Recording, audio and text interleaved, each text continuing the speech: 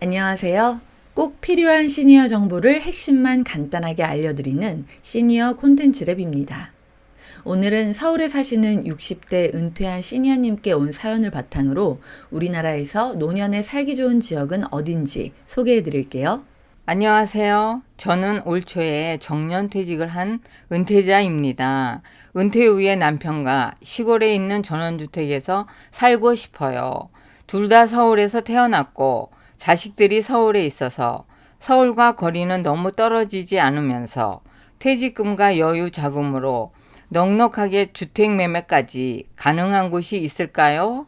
노후 대책으로 전원주택을 준비하고 싶은데 어떻게 준비를 해야 할지, 살기 좋은 곳은 어디인지 아주 막막해요.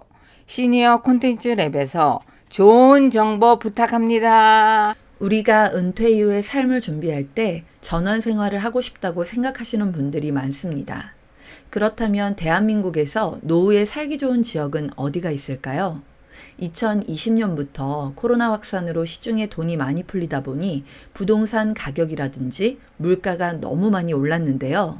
우리가 노후에 살고 싶은 곳을 선택하기 전에 먼저 내가 가지고 있는 경제적인 능력 범위 내에서 어디로 갈 것인가를 생각해 보아야 합니다. 매경 이코노미에서 부동산 전문가 금융권 PB 30명을 대상으로 대한민국에서 노후에 살기 좋은 도시를 설문조사한 결과 제주가 살기 좋은 도시로 단연 1위를 기록했습니다. 제주 다음으로는 강원도 속초, 경기도 양평 등이 뒤를 이었는데요. 이 도시들의 공통점은 바로 물이 가까이 있다는 것입니다. 한국인들이 노후에 살고 싶어하는 1위 제주도는 어딜 가나 10분 거리에 바다와 산을 마음껏 볼 수 있는 천혜의 자연환경을 자랑하고 있습니다. 봄이 돼서 황사나 미세먼지 때문에 더 힘드시죠? 그럴 때 사람들은 제주도를 떠올리곤 하죠. 또 제주도 웬만한 곳은 차 막히는 일이 잘 없습니다. 빡빡한 서울에서는 어딜 가나 차에서 몇 시간을 그냥 날려보내기 일쑤지만 제주는 다릅니다. 그러나 지금 제주도에 살고 있는 사람들은 몇 해 전부터 제주에 자동차와 관광객들이 너무 많아지다 보니까 옛날의 제주도가 아니야. 이런 이야기를 많이 하고 있고 최근 제주도에 골프장이 너무 많이 들어서면서 어마어마한 농약 때문에 수질 오염이 매우 심각하다고 합니다. 그럼에도 불구하고 제주도가 살기 좋다고 느끼는 것은 서울에서 비행기로 1시간이면 도착하며 풍경은 해외에 온 것 같으면서 해외 사는 것보다는 언어나 모든 면에서 편하다 보니 노후에 살고 싶다고 느끼는 것 같습니다. 그래서일까요? 제주도의 집값 상승률 또한 높은데요. 특히 관광객 수요가 몰리는 제주시 서귀포 일대 토지 가격은 그야말로 부르는 게 값입니다. 또한 제주도에는 65세 이상 고령 인구가 증가하면서 현재 고령 사회로 진입했습니다. 그러다 보니 노인들이 할 만한 일자리가 특별히 없는 것도 단점이 될 수 있을 것 같습니다. 노후를 제주에서 보내고 싶다면 경제적 여유는 필수일 것 같습니다. 다음 2위 속초시입니다. 속초는 서울에서 2시간 정도면 갈 수 있기 때문에 서울과 접근성이 좋고 속초, 강릉 같은 강원도 해안 도시들은 설악산 동해까지 가까워서 삶과 바다를 한꺼번에 즐길 수 있기 때문에 최적의 자연환경을 갖춘 지역으로 꼽히고 있습니다. 동해바다를 가본 사람들은 절대 서해바다로 안 간다는 우스갯소리도 있을 만큼 은퇴자들은 천혜의 자연환경과 서울 접근성, 그리고 맑은 공기 때문에 속초를 많이 선호한다고 합니다. 최근 들어 강원도 또한 부동산 가격이 굉장히 많이 올랐습니다. 여기서 주목해 볼 점은 해안가 주변의 아파트 가구 수가 속초시 인구보다 훨씬 높습니다. 이 이야기는 수도권에 있는 사람들이 속초 해안가 주변을 중심으로 세컨하우스를 많이 가지고 있다는 뜻이 됩니다. 그만큼 많은 사람들이 선호하는 지역이라고 볼 수 있겠습니다. 또 강원도 못지않게 서울 경기 인근에서 선호하는 지역이 바로 경기도 양평군입니다.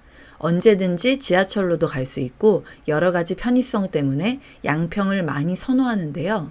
서울과 가까우면서도 녹지 공간이 많고 자연환경이 좋은 데다 무공해 지역이라고 해서 농사를 지을 때 아예 무공해로 지을 수 있는 지역도 있고 전원주택 단지가 굉장히 잘 발달되어 있는 곳이 양평입니다.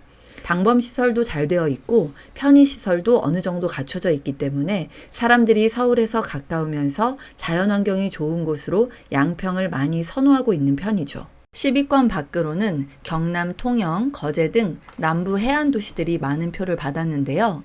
통영은 사계절이 온화하고 따뜻하며 물가가 대체로 저렴해 노후 생활에 유리하며 바닷가 풍광이 수려한 소도시라 향후 교통망이 좋아지면 노후 주거지로 더욱 인기를 끌 것으로 예상됩니다. 그렇다면 은퇴한 사람들이 노후 주거지를 고를 때 가장 눈여겨봐야 할 것은 무엇일까요? 바로 대형 병원입니다. 내가 언제 어떤 상황에서 쓰러졌을 때 대학병원까지 골든타임 이전에 도착해야 하기 때문에 병원 및 편의시설이 많은 지역을 선택하는 것이 좋습니다.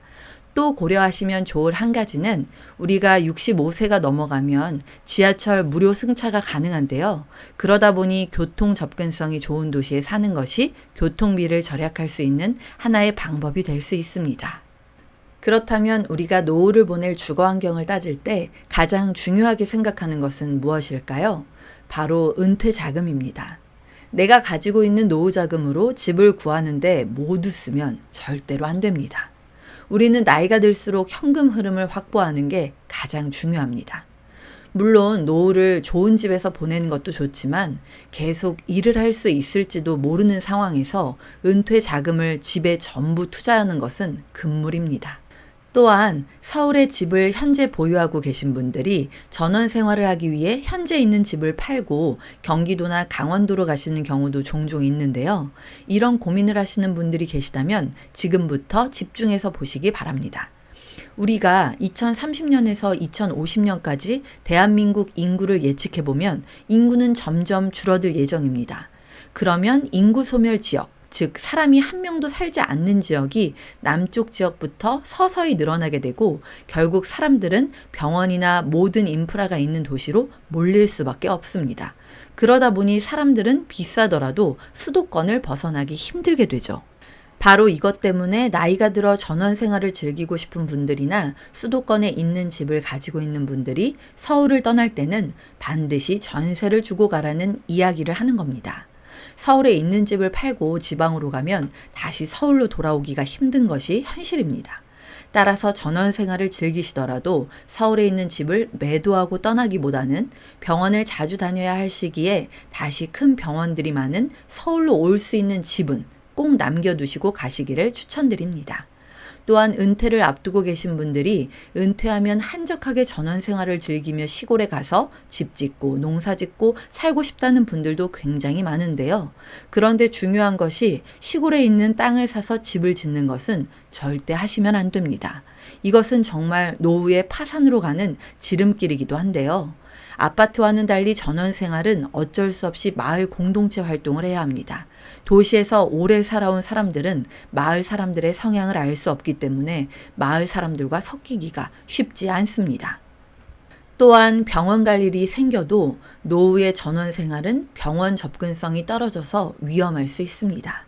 젊고 건강한 나이라면 상관없지만 병원과 친해지는 나이에 병원 접근성이 떨어진다는 것은 치명적인 단점이 될 수 있는 것이죠.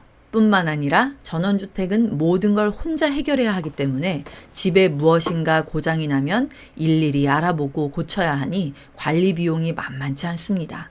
무엇보다 전원생활의 가장 큰 단점은 바로 환금성입니다. 아파트는 누구나 선호하는 부동산이기 때문에 필요하면 매매가 어렵지 않게 이루어지지만 전원주택의 경우 조건에 맞는 매수자를 찾기가 쉽지 않습니다. 전원 생활을 하다가 생각보다 녹록지 않아 집을 팔고 다시 서울로 가야겠다고 생각할 때는 힘들게 지은 집을 반값에 팔아야 할 수도 있습니다.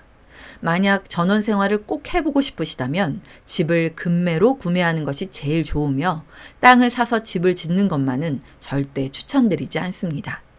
요즘 여러 지자체에서 귀농 귀촌을 장려하기 위해 집을 지어놓고 1년씩 빌려주는 프로그램도 운영하고 있기 때문에 이런 프로그램을 알아보시고 직접 경험을 한번 해보신 후에 결정을 하셔도 충분합니다.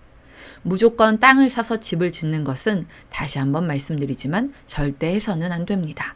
시골에는 빈집도 많기 때문에 그런 집에 전세나 월세로 살아보면서 동네 사람들과 어울려보고 농사도 지어보고 시골에서 사는 것이 1년 내내 좋은지도 경험해보고 결정하시기를 권유드립니다. 은퇴를 했다는 이야기는 이제 건강을 자신할 수 없는 나이라는 이야기이기도 합니다. 내가 갑작스런 상황에서 건강 문제 때문에 또는 자녀들 문제 때문에 긴급하게 돈을 필요로 할 때 노후 자금을 모두 주택 자금으로 써버렸다면 그 다음에는 해결 방법이 없습니다. 그렇기 때문에 은퇴 자금을 한번 계산해보고 거기에 맞는 현금 흐름을 충분히 확보하고 난 후 남은 범위 내에서 주거 문제를 해결하면 가장 좋겠다는 말씀드립니다. 오늘 내용이 도움이 되셨나요? 도움이 되셨다면 주변 분들께도 공유해 주시고요. 저는 다음 시간에 더욱더 유익한 내용으로 찾아오겠습니다. 끝까지 시청해 주셔서 감사합니다. 구독과 좋아요, 댓글은 120세 시대 조신우의 시니어 콘텐츠 랩에 큰 힘이 됩니다.